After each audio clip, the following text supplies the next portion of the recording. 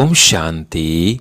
आज 5 मई 2025 की साकार मुरली।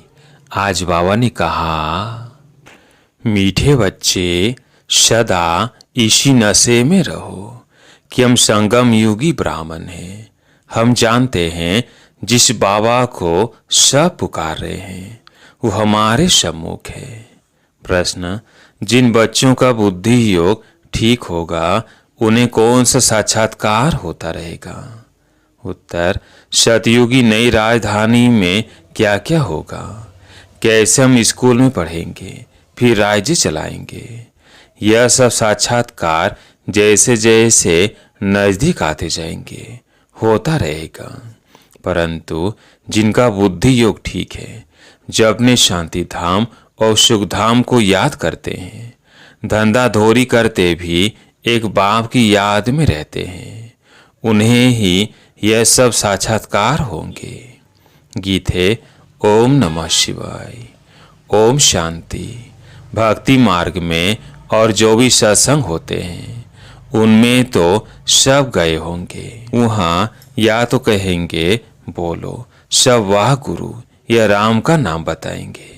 यहाँ बच्चों को कुछ कहने की भी जरूरत नहीं रहती, एक ही बार कह दिया है, घड़ी घड़ी कहने की दरकार नहीं। बाप भी एक है, उनका कहना भी एक ही है। क्या कहते हैं? बच्चे मामेकम याद करो। पहले सीख कर फिर आकर यहाँ बैठते हैं। हम जिस बाप के बच्चे हैं उनको याद करना है।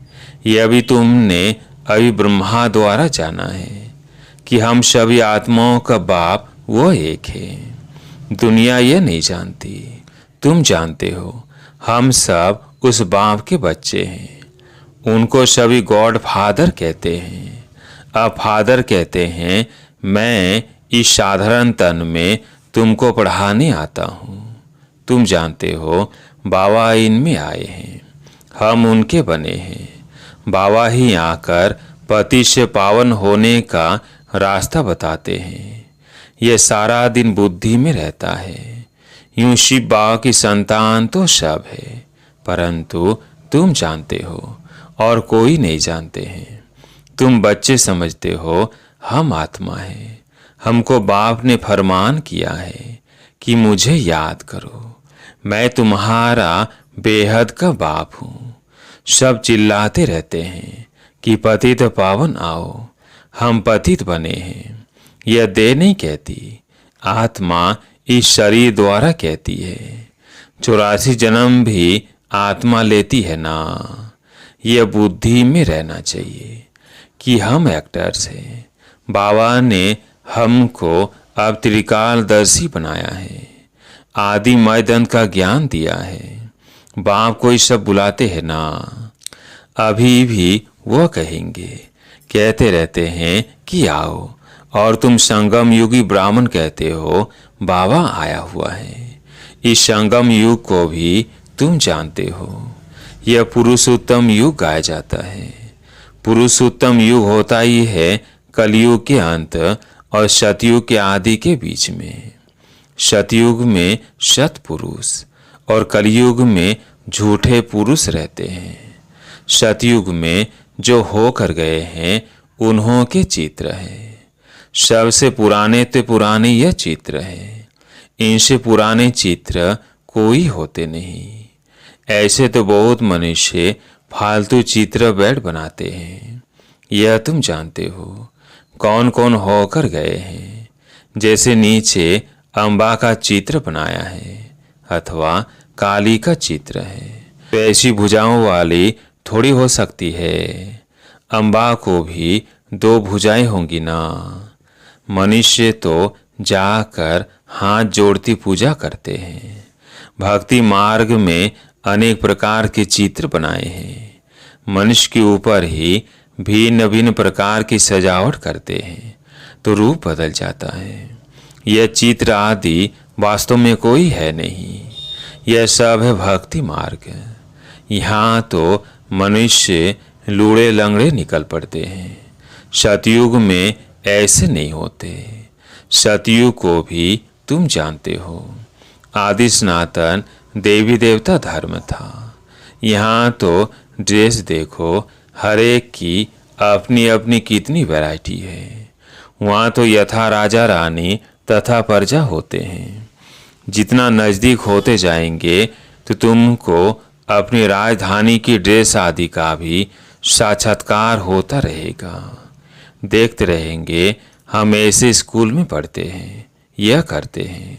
देखेंगे भी वो जिनका बुद्धि योग अच्छा है, अपने शांति धाम सुख धाम को याद करते हैं। धंधा दौरी तो करना ही है। भक्ति मार्ग में भी धंधा आदि तो करते हैं ना। ज्ञान कुछ भी नहीं था, यह सब है भक्ति।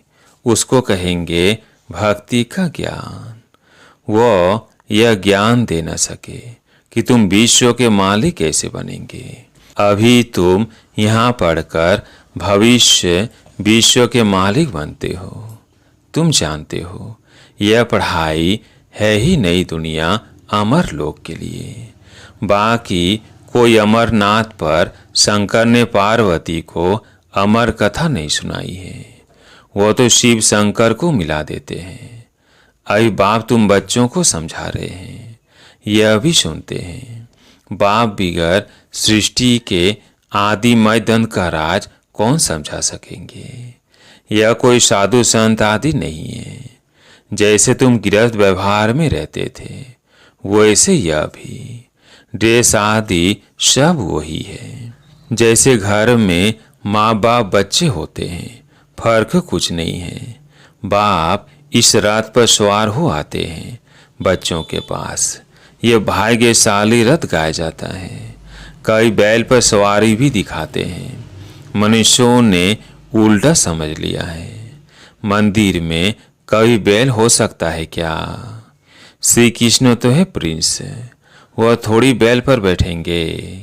भक्ति मार्ग में मनुष्य बहुत मूंझे हुए हैं। मनुष्यों को है भक्ति मार्ग का नशा और तुमको है ज्ञान मार्ग का नशा। तुम कहते हो इस संगम पर बाबा हमको पढ़ा रहे हैं। तुम हो इस दुनिया में, परंतु बुद्धि से जानते हो हम ब्राह्मण संगम युग पर हैं। बाकी सब मनुष्य कलयुग में हैं। यह अनुभव की बातें हैं। बुद्धि कहती है हम कलयुग से अब निकल आए हैं। बाबा आया हुआ है। यह पुरानी दुनिया ही बदलने वाली है। यह तुम्हारी बुद्धि में है और कोई नहीं जानते। भले एक ही घर में रहने वाले हैं, एक ही परिवार के हैं, उसमें भी बाप कहेगा हम संगम युगी हैं। बच्चा कहेगा नहीं हम कलयुग में हैं। वंडर है ना। बच्चे जानते हैं हमारी पढ़ाई पूरी होगी तो विनाश होगा। विनाश होना जरूरी है। तुम्हारे में भी कोई जानते हैं अगर ये समझे दुनिया विनाश होनी है तो नई दुनिया के लिए तैयारी में लग जाए। बैग बैगेज तैयार कर ले। बाकी थोड़ा समय है। बाबा के तो बन जाए। भूख मरेंगे तो भी पहले बाबा फिर बच्चे। यह तो बाबा का भंडारा है। तुम शिव बाबा के भंडारे से खाते हो।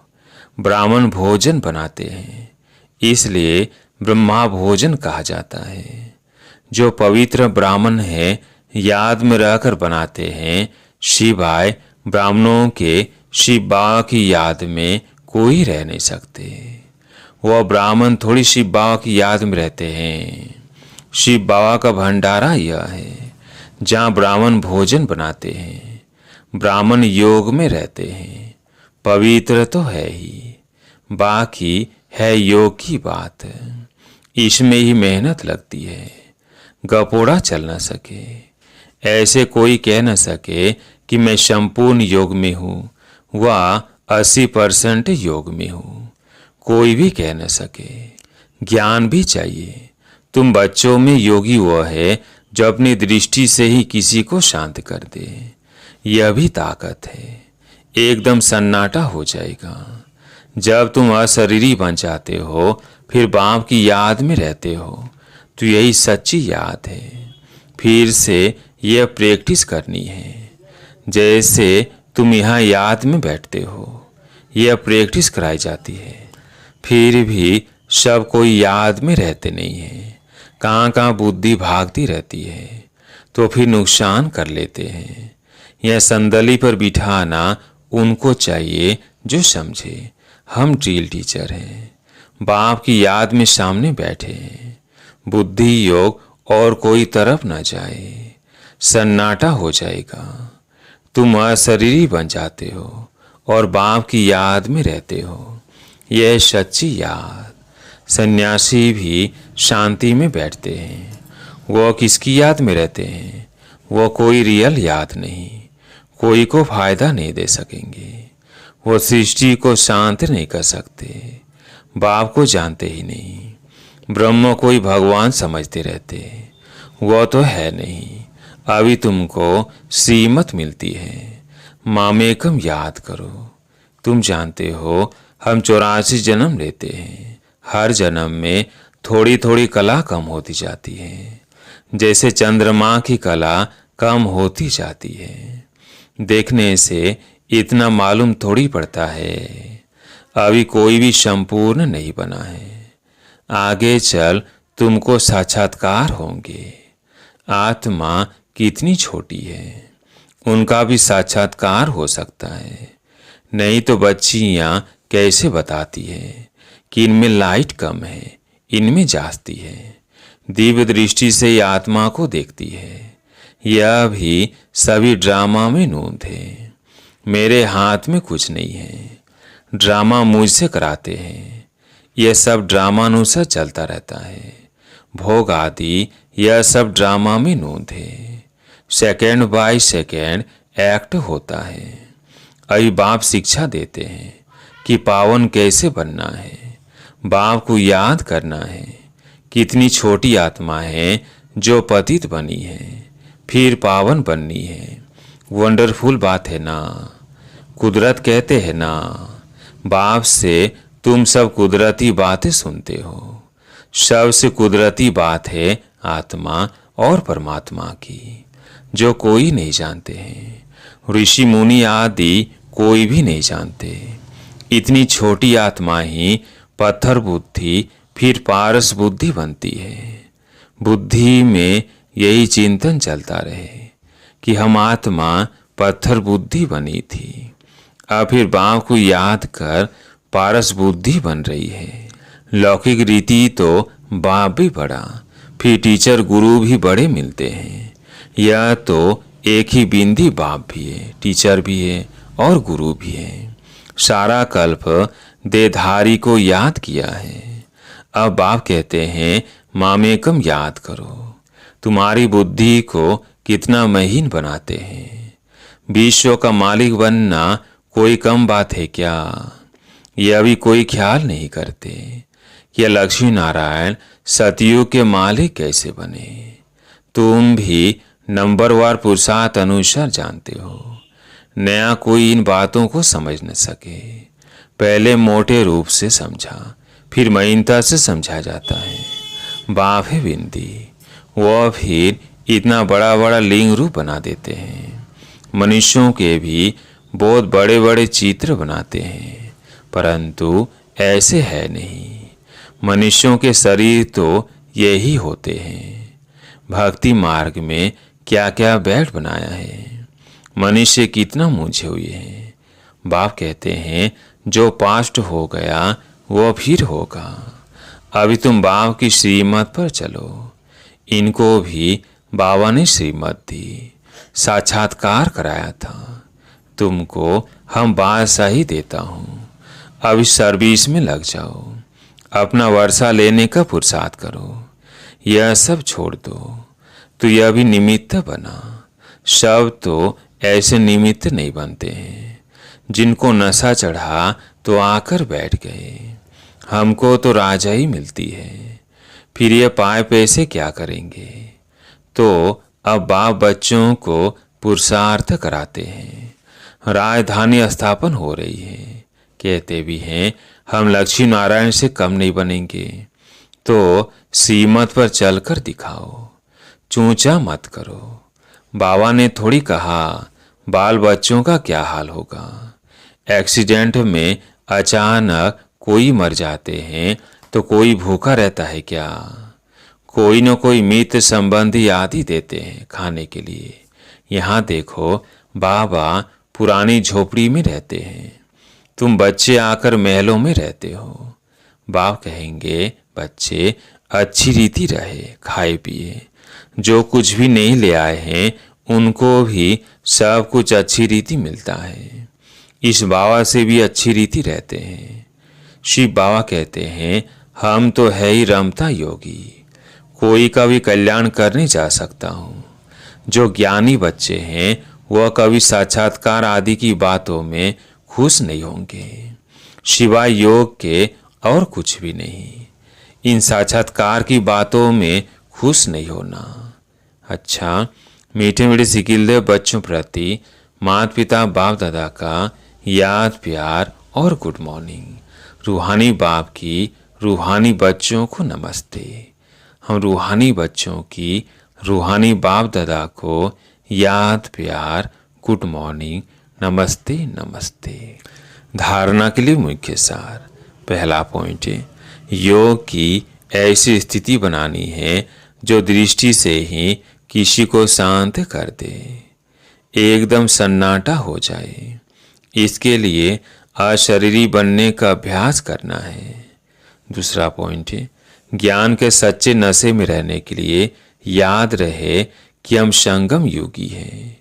अब यह पुरानी दुनिया बदलने वाली है। हम अपने घर जा रहे हैं। सीमत पर सदा चलते रहना है, चूचा नहीं करनी है। आज प्यारे मीठे बाबा का वरदान।